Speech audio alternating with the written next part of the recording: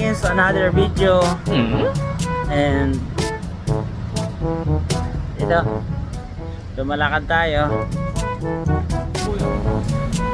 Ayan.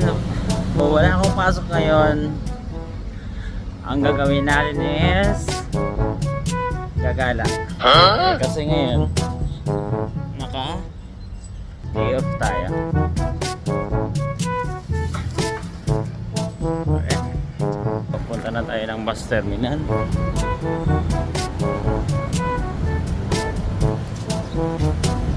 Ano yung kulay ng buhok natin?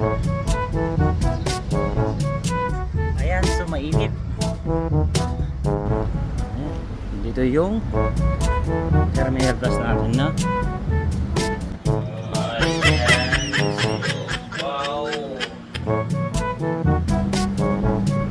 Ito makikita nyo may mga Pilipino.